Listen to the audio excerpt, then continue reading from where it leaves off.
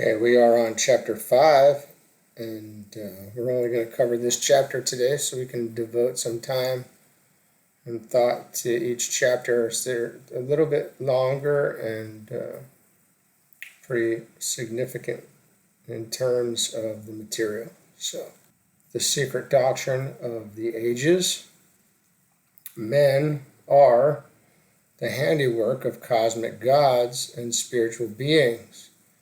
And each such god or spiritual entity expresses itself through the human tabernacle which it has built up. Each one, therefore, is a conglomerate constitution builded by the faculties and powers flowing forth from the heart of his very being, which is his inner God, his cosmic spirit. H.P.B. expresses this same thought briefly but admirably in The Secret Doctrine. Collectively, men are the handiwork of hosts of various cosmic spirits, distributively the tabernacles of these hosts, and occasionally and singly the vehicles of some of them.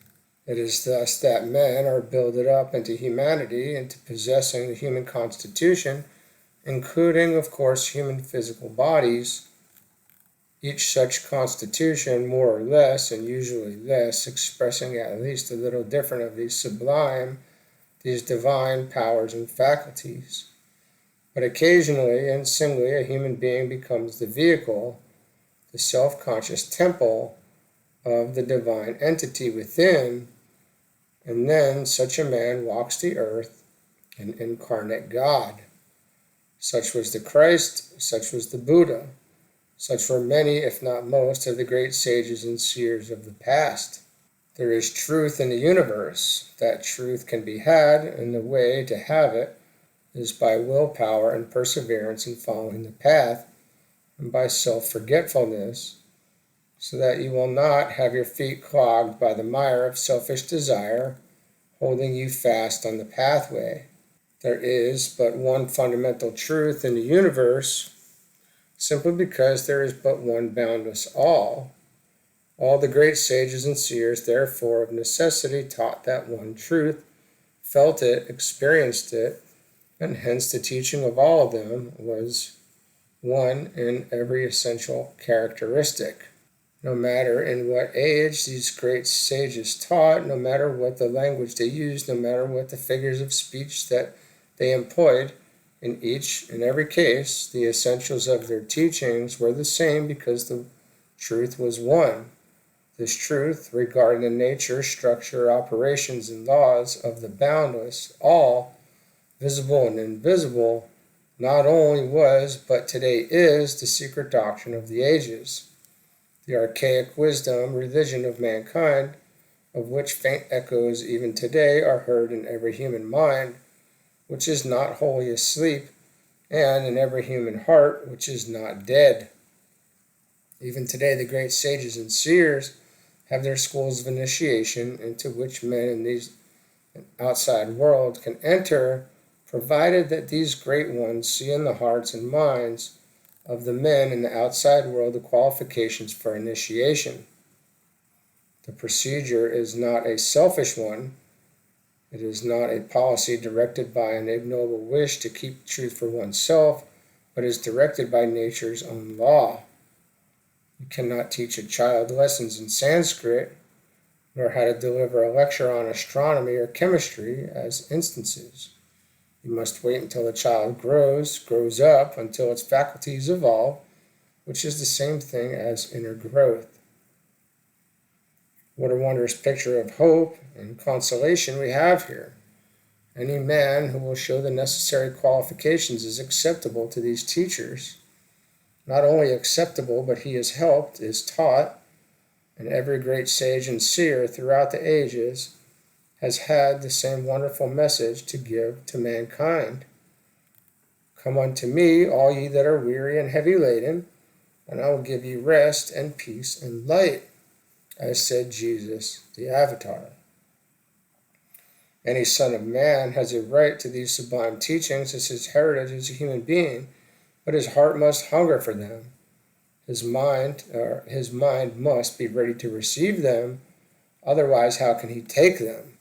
His moral instincts must be sufficiently developed so that the development of the wonderful but latent power within him can be brought about with an assurance that these powers will not be debased to ignoble uses.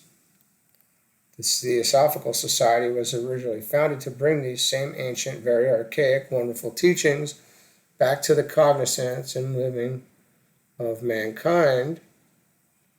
And even today, those who have proved themselves by kindliness of action, by a heart hunger for truth, by the courage to follow that truth to the world's end, ready to receive initiation, can get it.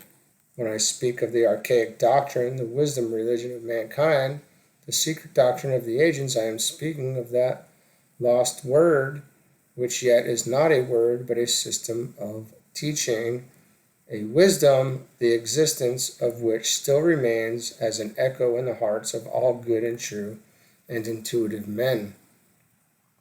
This lost word you can have. It is, as a body of doctrines, the formulation in human language of the essential truths of the universe. It comprises the facts regarding the nature of the universe, visible and invisible, spiritual, intellectual, psychical, ethereal, astral, and physical. It comprises also the teachings regarding the structure and operations and laws of the universe. It also includes teaching a man to find himself, i.e., to discover and uncover from its enshrouding veils the God within him. In every human being there is his inner God, having found which he will enjoy communion with the divinities and will understand the universe in which he lives and moves and has his being, and of which he is an inseparable part. Receiving this wisdom means the broadening of his consciousness, the deepening of his being, the evocation of his latent intellectual powers, and self-acquaintance with his soul, so to speak. Call it by what name you like. It also means to become self-consciously at one with the all. Men need teachers. There is a teaching current in the world today to the effect that a man does not need teachers, that a man should be sufficient unto himself, that he has it within him to find his own path, and this is said to be a manly course of life. Verily, so it is, truth abides within in fullness. But why haven't you found the path? Why aren't you what you claim you can be? For the simple reason that you don't know how to be it, and because you have not been taught. You need a teacher. Men need teachers. Truth is within, in very fact, as Browning has set forth in his Paracelsus, or Paracelsus. Truth is within ourselves. It takes no rise from outward things, whatever you may believe. There is an inmost center in us all, where truth abides in fullness, and around, wall upon wall, the gross flesh hems it in. This perfect, clear perception, which is truth, a baffling and perverting carnal mesh, binds it and makes all error, and to know rather consists in opening out a way whence the imprisoned splendor may escape, than in effecting entry for a light supposed to be without. And outside here meaning without meaning outside. Browning is referenced in a number of Master DK's works as well. But a man must be taught how to unfold this truth within himself. The growth of little children will exemplify the idea. A child has everything within it that the grown man has, but as yet undeveloped, and he needs his teachers. He needs the mother's loving care, first to guide the footsteps, then to teach the letters of the alphabet, to watch over its growing intelligence, to guide its mind into the proper paths. And I pity the mothers who fail in this, one of the noblest duties that a human being can undertake. The spiritual teacher of grown men is just what Socrates claimed, that he was himself a midwife, bringing out the man himself, bringing his disciples to birth, to spiritual birth. This is a sublime thought. And there are teachers to be had. The great association of the masters have their envoys and representatives in the world all the time. As a great people will send its ambassadors or envoy to some foreign land, so do these great ones send their envoys, high disciples of theirs, into the world in order to proclaim at different periods in the world's history the same old secret wisdom of the ages. HPB was one such. There were many others before her, there were others after her. The future will show many more. Happy are they whose heart recognize these envoys. Happy they who recognize the footfalls of the messengers of peace and wisdom crossing the mountaintops of the mystic East. It is trifling with truth, it is juvenile, childish to say that the great ones send their representatives no more until a certain time period has been reached. How do you know? Here is a good proof by which you may judge one who comes as an envoy. What is his teaching? What is his life? What does he give to the world? Does he inspire his fellows with great and noble thoughts, and does he show them the still small path of the ages? If he does, you need have no fear about superficial theories, whether he is or is not a teacher from the great ones. Such a man is a man to be trusted. Reject anything that your conscience tells you is false, abhor it, cast it aside, even if a very God from heaven taught it to you. Reject it if your conscience tells you that it is wrong. You may make mistakes time after time, but at any rate, you are exercising your divine prerogatives of free will and of vision, and you are also, therefore, exercising your intellect. And these will grow by the exercise and thus become stronger, and the time will surely come when your judgment and your discrimination will surely have grown through this exercise to be far greater than now they are, and then you will recognize truth whenever you see it or hear it. If, on the other hand, what a man teaches you find to be true, that is, if it appeals to you as a fact, then hold to it and help him sow that truth abroad. Such action is a human duty. Every decent man feels it. Genuine theosophical teachers are not mere preachers of ideas or mental notions that may have currency as a fad in any age, but they base their teachings and doctrines solely on the facts of being. Life is a school, and men are the pupils in that school. And in that school there are teachers. In these few words you have the key to the whole situation and to the policy of the Great Lodge. We are all little children, when you think of it, by comparison with the surrounding great mystery of the universe, and even the greatest God cannot fully plumb the mystery, for were he able to plumb it to the deepest deep, to the uttermost end, he would find a frontier at that uttermost end, and no farther advancement would be possible. But there is no such uttermost end, no such frontier. There is always a grander and a greater world to explore, always something nobler beyond, something higher and more beautiful still, deeper and more lofty.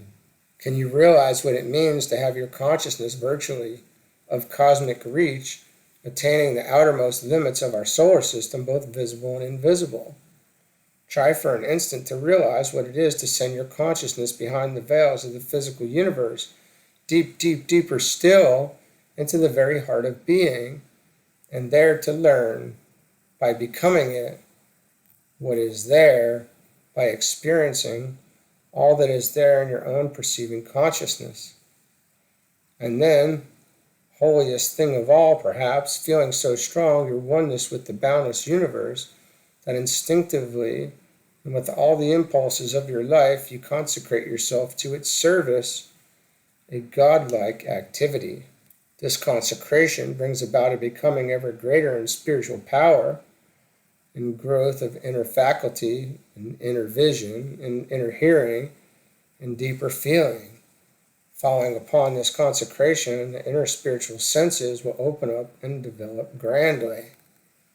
Therefore, seek out your teacher, aspire, be, but also look within. Both are required. Teachers and the noble self-confidence arising from one's increasing sense of union with the inner spiritual light. Teachers and the noble self-confidence arising from one's increasing sense of union with the inner spiritual light. Both are required. Teachers and the noble self-confidence. So, I was reading that a little bit off there. When you have the latter, then you see the vision sublime, and you are approaching a stage in your growth in which you will be near to confabulating with the gods who fill the universe full and of whom we humans are children. So there's the secret teaching of all ages. We will leave it there for today, and we'll come back tomorrow, and we're going to discuss what is occultism, and that's going to be very telling for a lot of people. So we'll see what happens here. All right, have a good one.